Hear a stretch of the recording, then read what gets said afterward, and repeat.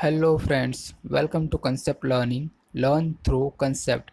Part one में हमने matrix के इंट्रोडक्शन और उसके टाइप के बारे में इंफॉर्मेशन ली थी। अगर आपने वो वीडियो नहीं देखा तो प्लीज़ पहले उसे देखिए। पार्ट टू में हम एग्जाम्पल्स और एक्सरसाइज 3.1 कवर करेंगे। इस वीडियो के नोट्स आपको वीडियो के एंड में डिस्क्रिप्शन बॉक्स में मिल जाएंगे। So let's start part two of the chapter 3 matrices. तो एग्जाम्पल वन जो है वो बोल रहा है consider the following information regarding the number of man and women working in three factories. तो ये हमारी फैक्ट्रीज वन है जहाँ पर मैन वर्कर्स 30 है, वुमेन वर्कर्स 25 है। ठीक है। कंपनी टू है जहाँ पर मैन वर्कर्स 25 है, वुमेन वर्कर्स 31 है। कंपनी थ्री है जहाँ पर मैन वर्कर्स 25 है और वुमेन वर्कर्स 26 है। ठीक है। अब हमें क्या बोला है, ये जो डेटा गिवन है उसको 3/2 के फॉर्म में रिप्रेजेंट करना है। अब हमें पता है 3/2 का फॉर्म मतलब क्या होगा, फर्स्ट जो वैल्यू होगी वो हमारी रो हमें बताएगी और जो सेकंड वैल्यू होगी वो हमें कॉलम बताएंगे। ठीक है। उसका मतलब कि हमें यहाँ पर 3 रोज बनानी है और 2 कॉलम्स बनाने हैं। ठीक है। तो अगर ये मैट्रिक्स ये डेटा को मैं यहाँ पर फिलअप करूँ तो ये 30, 25 ये मेरी फर्स्ट रो हो गई, 25, 31 ये सेकंड रो हो गई और 27, 26 ये मेरी थर्ड रो हो गई। ठीक है। तो जैसे कि यहाँ पर गिवन है 3/2 का मैट्रिक्स, तो हमारे पास टोटल 3 रोज आ गई है और 2 कॉलम्स आ गए। ठीक है। अगर सेम चीज को मैं 2/3 के फॉर्म में रिप्रेजेंट करूँ तो किस तरह कर पाऊंगा। 2/3 के फॉर्म में अगर मुझे इसको रिप्रेजेंट करना चाहूँ तो किस तरह कर पाऊंगा। 2/3 का फॉर्म मतलब 2 मतलब कि हमारे पास 2 रो होनी चाहिए और 3 जो है वो कॉलम होने चाहिए। ठीक है। तो 2 रो मतलब कि ये जो डेटा है, अब यही डेटा को मैं हॉरिजॉन्टल फॉर्म में रिप्रेजेंट करूँ तो कुछ इस तरह से कर पाऊंगा। 30, 25, 27 और ये जो डेटा है 25, 31 और 27। ठीक है। तो ये जो हमारा मैट्रिक्स बना इसका ऑर्डर होगा 3/2 का और ये जो मैट्रिक्स बना उसका ऑर्डर होगा 2/3 का। ठीक है। और क्या बोला है, what does the entry in the third row and second column represent. अब थर्ड रो तो ये first row, second row, third row. ठीक है। ये थर्ड रो और क्या बोला है, थर्ड रो और सेकंड कॉलम, ये फर्स्ट कॉलम है, ये सेकंड कॉलम है। ठीक है। तो थर्ड रो और सेकंड कॉलम मतलब कि ये एंट्री क्या बता रही है, तो ये एंट्री हमें बता रही है वुमन वर्कर्स की strength in company three. Okay. क्या बता रही है, strength of woman workers in company three. Okay.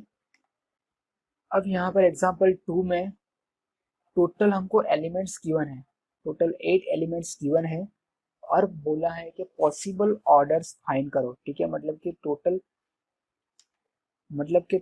कितने टाइप्स के, मतलब कि टोटल कितने टाइप्स के हमारे मैट्रिक्स बनेंगे उसकी ऑर्डर हमें फाइंड करनी है। तो जैसे कि हमें पता है कोई भी मैट्रिक्स हमारा होता है। ठीक है। तो मैट्रिक्स, तो कोई भी मैट्रिक्स बनाने के लिए हमें 2 वैल्यू चाहिए। एक तो उसमें नंबर ऑफ रोज की वैल्यू चाहिए और नंबर ऑफ कॉलम की वैल्यू चाहिए। ठीक है। अब यहाँ पर जो 8 लिखा हुआ है, 8 क्या है, टोटल नंबर ऑफ एलिमेंट्स, मतलब कि ये दोनों का मल्टीप्लीकेशन होके हमारे पास टोटल 8 एलिमेंट्स है। तो ये 8 को इस तरह से डिवाइड करना होगा हमें जिससे हमें रो की भी वैल्यू मिले और कॉलम की भी वैल्यू मिले।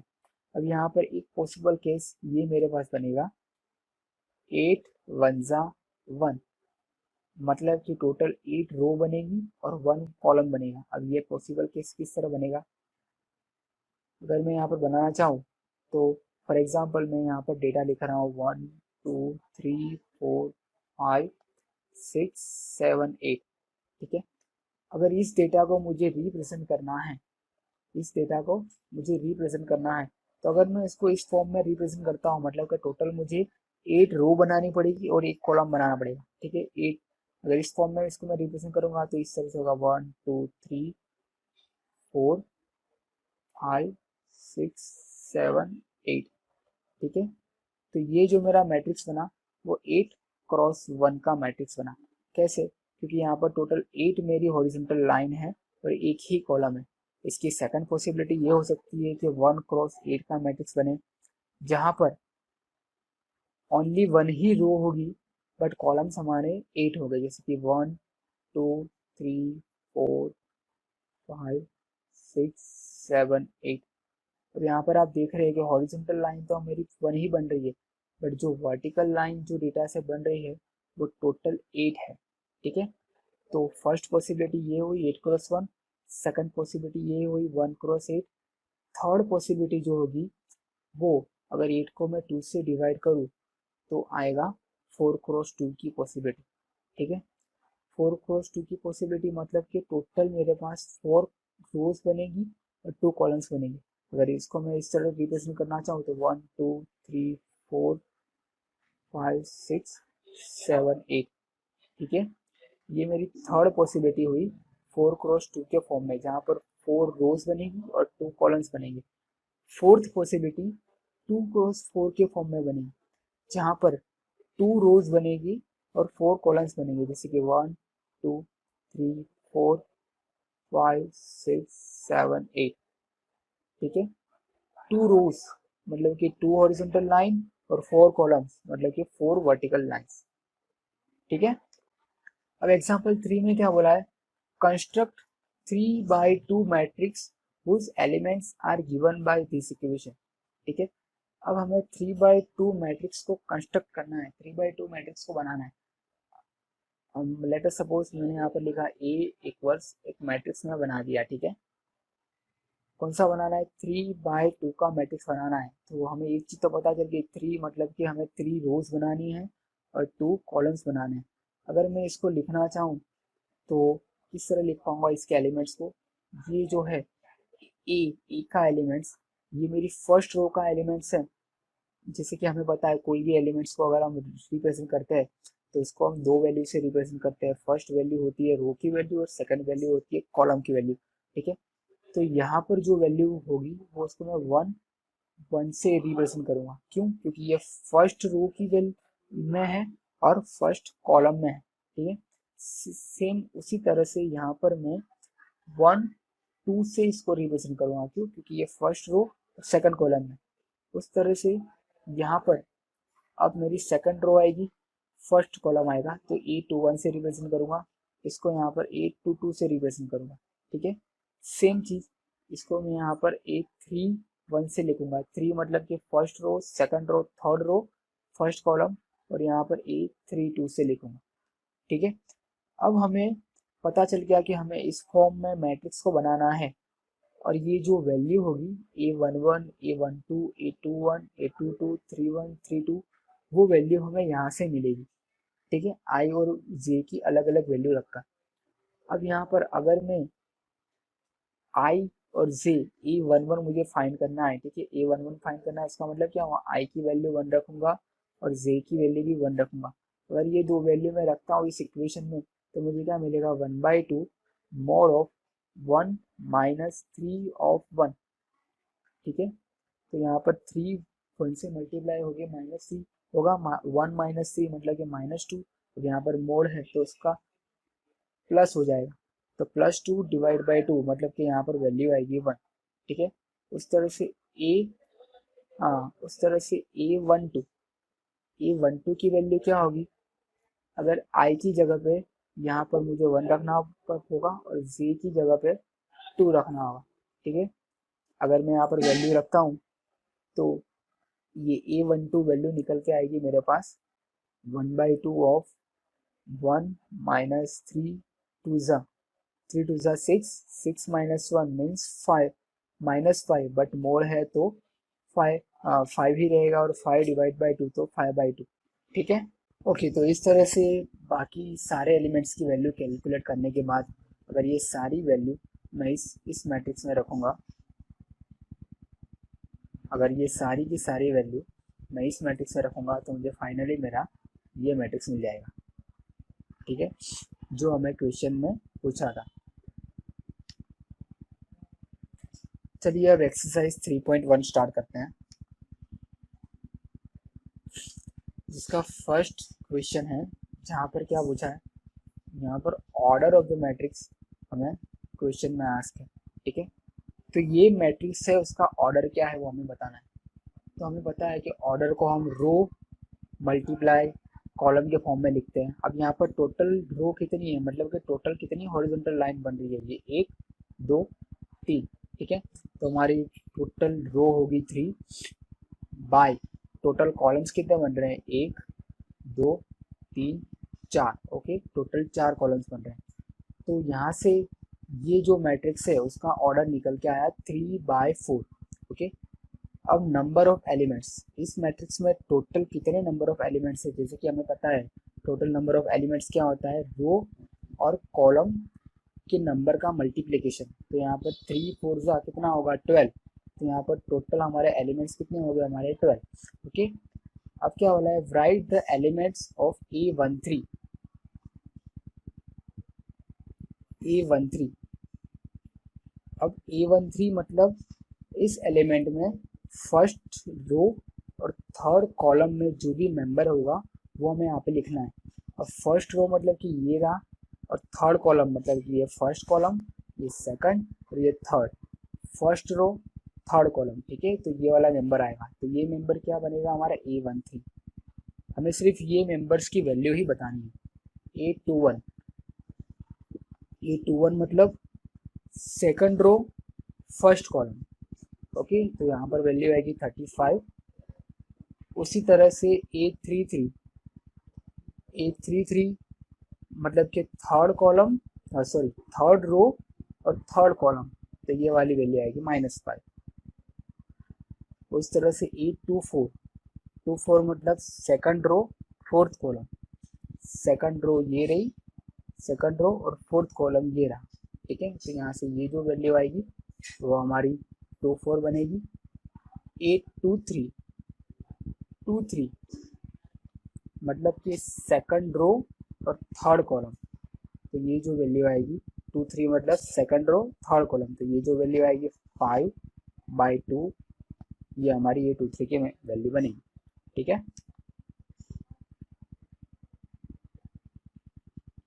क्वेश्चन 2।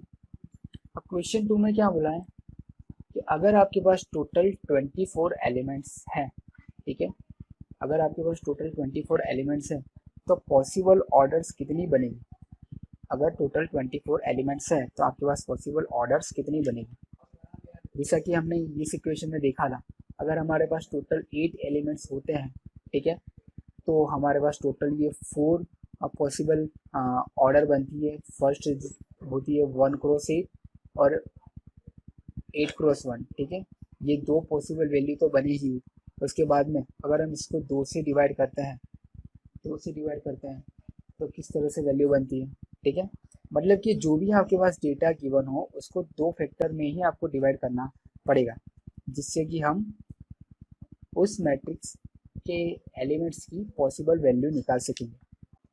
ओके, तो यहाँ पर टोटल एलिमेंट्स हमारे पास 24 है, तो 24 एलिमेंट्स में जो फर्स्ट पॉसिबल वैल्यू बनेगी वो बनेगी 24/1 मतलब 24 रो और first column. Second possible value बनेगी फर्स्ट रो 24 कॉलम्स। थर्ड जो पॉसिबल वैल्यू बनेगी, अगर 24 को मैं 2 से डिवाइड करूँ तो किस तरह बनेगा,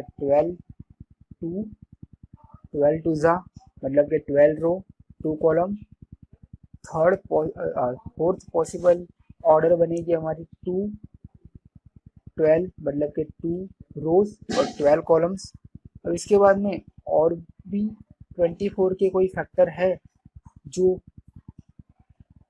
अब इसके बाद में 24 को और भी हम कोई 2 फैक्टर में डिवाइड कर सकते हैं क्या, हाँ 6 और 4 में। ठीक है, तो इस तरह से हमारी जो फिफ्थ पॉसिबल ऑर्डर बनेगी वो बनेगी 6 फोर्थ, और जो सिक्स पॉसिबल ऑर्डर बनेगी वो बनेगी 4 और 6।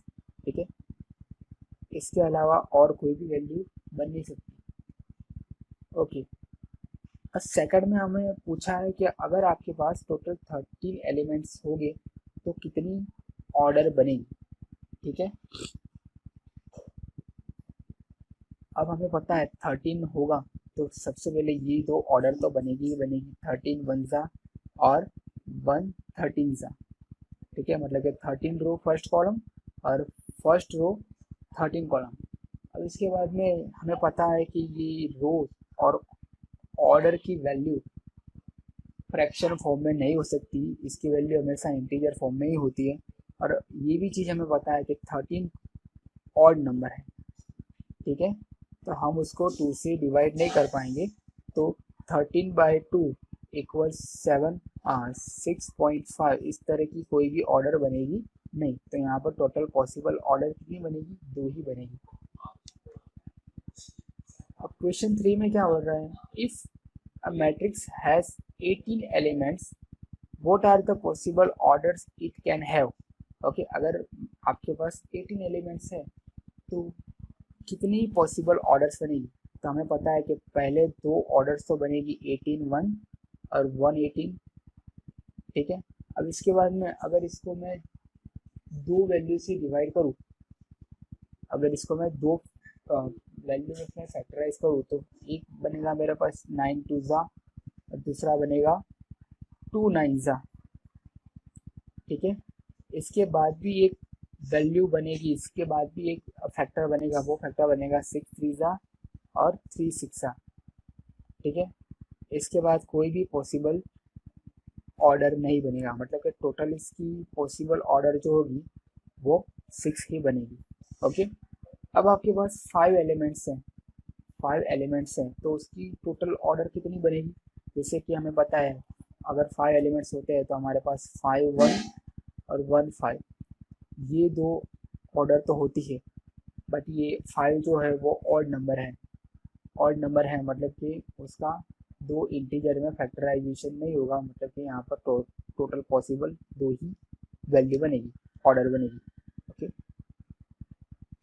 अब यहाँ पर क्या बोला है हमें, कंस्ट्रक्ट 2x2 मैट्रिक्स, 2x2 का मैट्रिक्स बनाना है जहाँ पर एलिमेंट्स की वैल्यू यहाँ से मैं फाइंड करनी है। ठीक है, जहाँ पर एलिमेंट्स की वैल्यू में यहाँ से फाइंड करनी है।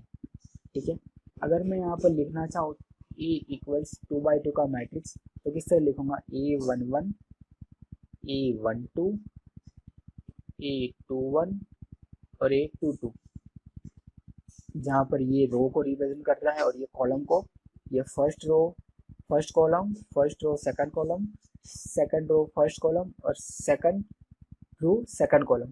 ठीक है, अब यहाँ पर हमें ये एलिमेंट्स की वैल्यू फाइंड करनी है ये इक्वेशन से। ठीक है, तो वो किस तरह फाइंड करेंगे,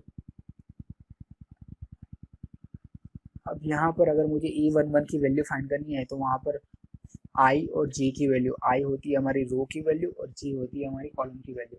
ठीक है, तो यहाँ पर आई की वैल्यू 1 है, जे की वैल्यू 1 है। अगर ये इक्वेशन में मैं आई और जे की वैल्यू पुट करता हूँ तो 1 + 1 क्या होगा, 2, 2 का होल स्क्वायर होता है 4, 4 divide by 2, 4 divide by 2 answer आता है 2। ठीक है, ये जो फर्स्ट एलिमेंट हुआ वो हमारा 2 हुआ। सेम उसी तरह से यहाँ पर वाले में क्या होगा, आई प्लस जे मतलब कि 1 + 2 3, 3 का होल स्क्वायर 9, 9/2। ओके, यहाँ पर क्या बनेगा 2 + 1, तो 2 + 1 मतलब 3, 3 का होल स्क्वायर 9/2। उस तरह यहाँ पर 2 + 2, 2 + 2 4, 4 का होल स्क्वायर 16, 16 डिवाइड बाई 2 8। ठीक है, तो इस तरह से यहाँ पर एक मैट्रिक्स हमारा रेडी हो गया। और सेकंड मैट्रिक्स में क्या बोला है, सेकंड मैट्रिक्स में बोला है i divide by g. Okay, तो ये अगर इसकी वैल्यू मुझे चाहिए तो 1/1, 1/1 होता है 1, यहाँ पर 1/2 आई बाई जी मतलब कि फर्स्ट 1/2, 1/2 की वैल्यू होती है 1/2। यहाँ पर 2/1, 2/1 होगा 2 और यहाँ पर 2/2, 2/2 होगा हमारा 1। तो इस तरह से ये मैट्रिक्स भी हमारा कंप्लीट हो गया। ठीक है, इस मैट्रिक्स को मैं बी बोल देता हूँ। यहाँ पर सी में किस तरह होगा, सेम चीज़ यहाँ पर जो लिखा हुआ है, ओनली आप आई और जी की वैल्यू पुट करो। तो यहाँ पर आई की वैल्यू 1 है, जी की वैल्यू भी 1 है, तो 1 + 2, 1 + 2 3, 3 होल स्क्वायर 9, 9 डिवाइड बाई 2 9/2। ठीक है। यहाँ पर आई की वैल्यू 1, इस वाले वैल्यू के लिए आई की वैल्यू 1, जे की वैल्यू 2, तो 1 प्लस 2 टू ज़ा 4, 4 प्लस 1 5, 5 होल स्क्वायर 25, 25/2। सेम यहाँ पर क्या होगा, 2 और 1, आई की जगह पे 2 और जे की जगह पे 1, तो 2 plus 2 4, 4 whole square 16, 16 divide by 2 8। ठीक है। अब यहाँ पर क्या होगा, 2 प्लस 2 2 प्लस 2 टू ज़ा 4, 4 plus 2 6, 6 whole square 36, 36 divide by 2 18। ठीक है। तो इस तरह हमारा ये 3 मैट्रिक्स रेडी हो गया। अब क्वेश्चन नंबर 5, क्वेश्चन नंबर 5 में भी सेम ही वैल्यू है। अब ये जो है वो आप होमवर्क में कर लेना। ओके, तो अब क्वेश्चन नंबर 6 को सॉल्व करने के लिए हम इक्वालिटी ऑफ मैट्रिक्स का कंसेप्ट यूज करेंगे। ठीक है। दो मैट्रिक्स इक्वल कब होते हैं, जब वो दो मैट्रिक्स की ऑर्डर सेम होती है। ठीक है। तो ये मैट्रिक्स की ऑर्डर क्या है, ये मैट्रिक्स की ऑर्डर 2/2 है, सेम ये मैट्रिक्स की ऑर्डर भी 2/2 है। ठीक है। अगर ये दोनों मैट्रिक्स की ऑर्डर सेम है, ये दोनों मैट्रिक्स इक्वल होगी, मतलब कि इनकी करस्पॉन्डिंग वैल्यू इक्वल होगी। ठीक है। तो यहाँ पर y इक्वल्स 4 होगा, क्योंकि y के करस्पॉन्डिंग 4 है, z इक्वल्स 3 होगा और x इक्वल्स 1 होगा। ठीक है।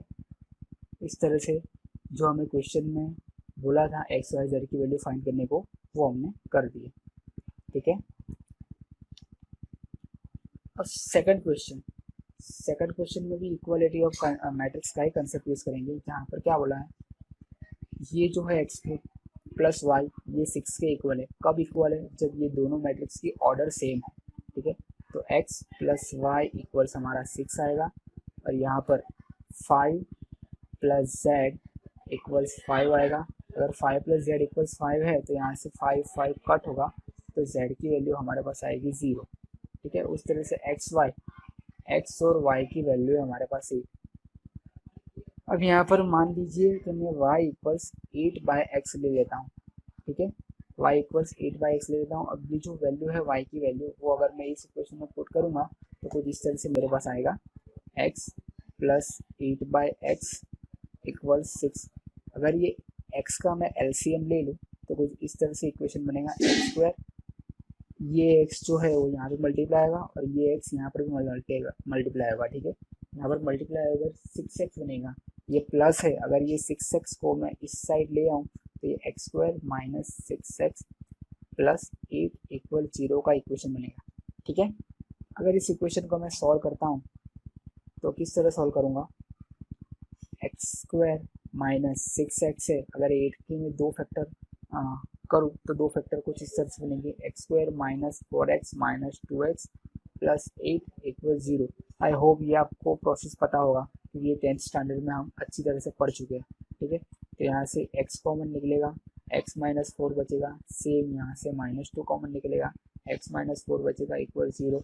उस तरह से यहाँ पर x की दो वैल्यू आएगी, x इक्वल्स 4 और x इक्वल्स 2। ओके। अगर x की वैल्यू 4 है तो by using this equation y की वैल्यू क्या होगी, 8/4, तो y की वैल्यू 2 होगी मेरी। अगर यहाँ पर x की वैल्यू 2 है, अगर x की वैल्यू 2 है तो by using this equation y की वैल्यू मेरी क्या होगी, 2 होगी। हाँ, y की वैल्यू मेरी 4 होगी। ठीक है। तो इस तरह से हम सारी वैल्यू निकाल सकते हैं। ठीक है।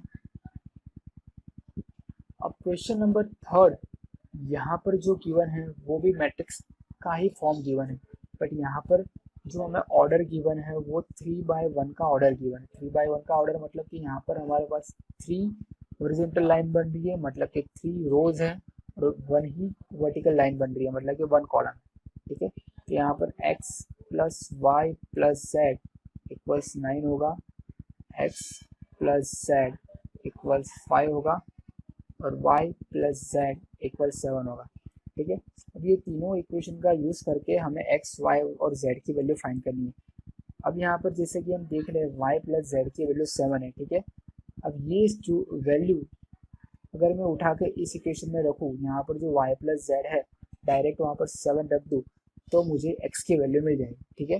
तो x plus y plus z equals क्या गिवन है 7 गिवन, तो डायरेक्ट अगर मैं यहाँ पे 7 रखता हूँ 7 इक्वल्स 9 रखूंगा तो x की वैल्यू क्या होगी, x की वैल्यू मुझे डायरेक्ट 2 मिल जाएगी। ठीक है, अब x की वैल्यू 2 मिल गई तो ये इक्वेशन में अगर x की वैल्यू पुट करूंगा, ये इक्वेशन क्या है, x प्लस जेड इक्वल्स 5 है। ठीक है, तो x प्लस जेड इक्वल्स 5, जहाँ पर x की वैल्यू अगर मैं 2 पुट करता हूँ तो 2 प्लस जेड इक्वल्स 5, तो यहाँ पर z इक्वल्स क्या होगा, ये 2 इससे जाएगा तो z की वैल्यू आएगी 3। ठीक है, z की वैल्यू मिल गई। अब ये z की वैल्यू अगर मैं ये इक्वेशन में रखता हूँ तो y प्लस z की वैल्यू 3 इक्वल 7, तो y की वैल्यू क्या होगी 4। ठीक है, तो बाय दिस वे हमें x, y और z की वैल्यू मिल जाएगी। अब क्वेश्चन नंबर 7 में भी सेम ही प्रोसीजर है। क्वेश्चन नंबर 7 में भी सेम ही प्रोसीजर हमें करनी है, जहाँ पर ये करस्पॉन्डिंग वैल्यू को इक्वल करके ये सारी वैल्यू फाइंड करनी है। ठीक है, अगर यहाँ पर मैं इसको इक्वल करूँ तो कुछ इस तरह से कर पाऊंगा, a minus b equals -1, 2a minus b equals 0।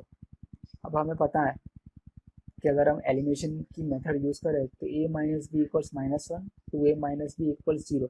अगर यहाँ पर मैं साइन चेंज करूँ, यहाँ की प्लस साइन है तो ये माइनस होगा, यहाँ पर माइनस का प्लस होगा, यहाँ पर प्लस साइन है तो यहाँ पर माइनस होगा। ठीक है, तो -2a प्लस ए आएगा -a equals plus b minus b 0 हो जाएगा और यहाँ पे आएगा -1। ठीक है, तो यहाँ से a की वैल्यू मेरे पास आ जाएगी +1।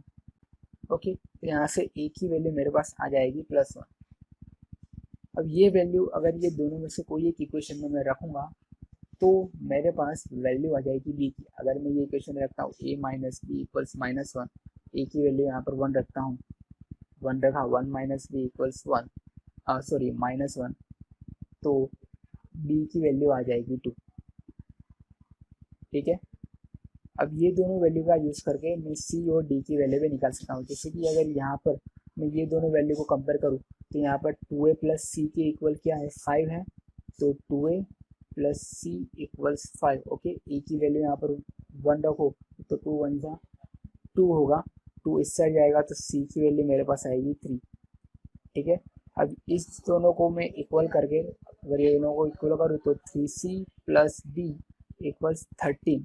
यहाँ पर c की वैल्यू में 3 रखूँ तो 3 3 जा 9। ठीक है, तो d इक्वल्स क्या होगा 13 माइनस 9। अब 13 माइनस 9 होता है 4। ठीक है, तो इस तरह से हमें a b c d की वैल्यू मिल जाएगी। अब ये जो क्वेश्चन है, क्वेश्चन नंबर 8, ये MCQ है।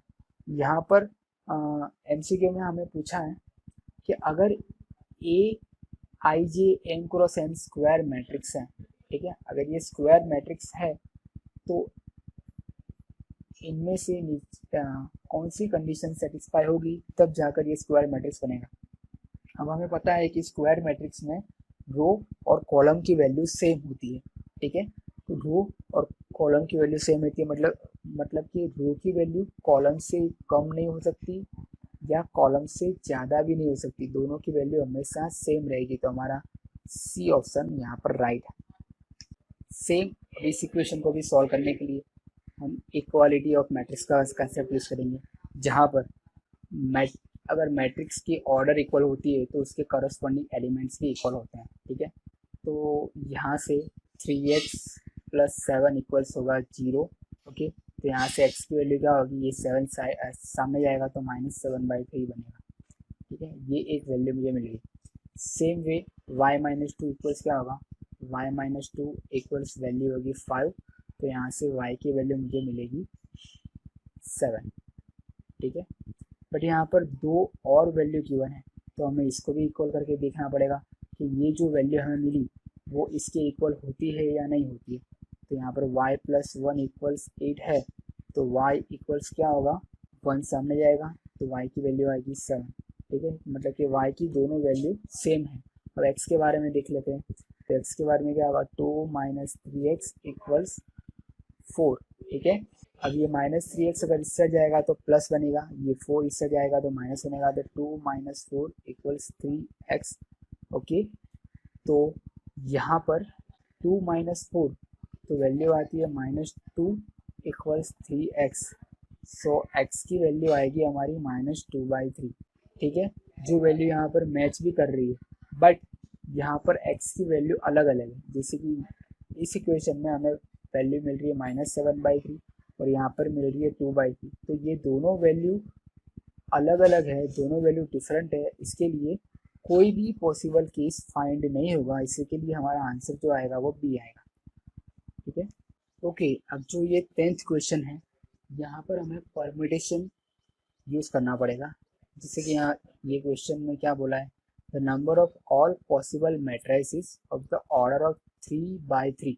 अब हमें पता है अगर मैट्रिक्स का ऑर्डर 3/3 होता है तो उसके अंदर पॉसिबल एलिमेंट्स, उसके अंदर टोटल नंबर ऑफ एलिमेंट्स हमारे होते हैं 9, ठीक है, और हर एक एलिमेंट्स 0 और 1 से फिलअप हो सकता है, 0 और 1 से फिलअप हो सकता है, ठीक है। अगर सेम चीज़ को मैं परम्यूटेशन की थियरम से रिलेट करना चाहूँ तो यहाँ पर टोटल मैंने 9 बॉक्सेस बनाए हुए हैं, और ये जो बॉक्स है हर एक बॉक्स यहाँ पर 0 और 1 मतलब कि 2 पॉसिबल वे से फिलअप हो सकता है, ठीक है। फर्स्ट 2 वे से फिलअप हो सकता है, 0 और 1, ये सेकंड भी 2 वे से फिलअप हो सकता है, ये third, fourth, fifth, six, seven, eight, 9, मतलब कि यहाँ पर टोटल पॉसिबल केस कितने आएंगे, 2 कितने टाइम्स, 9 टाइम्स, तो 2⁹ हमारा आंसर आता है 512। ओके, तो टोटल पॉसिबल मैट्रिसेस कितने बन सकते हैं, 512। ओके, टोटल इतने मैट्रिक्स हमारे बन सकते हैं। ओके, तो फ्रेंड्स इस तरह से पार्ट 2 कंप्लीट हुआ। पार्ट 3 में हम मैट्रिक्स पर होने वाले डिफरेंट ऑपरेशंस के बारे में इंफॉर्मेशन लेंगे। अगर आपको कोई डाउट या क्वेरी है तो प्लीज़ कमेंट करें, हम ट्राई करेंगे कि उसका आंसर आपको जल्द ही मिल जाए। अगर आपको ये वीडियो पसंद आया तो प्लीज़ लाइक करें, हमारे चैनल पर नए हो तो सब्सक्राइब करें और उस बेल आइकन को दबाएं लेटेस्ट वीडियो नोटिफिकेशन के लिए। Thank you very much, hope you have a great day.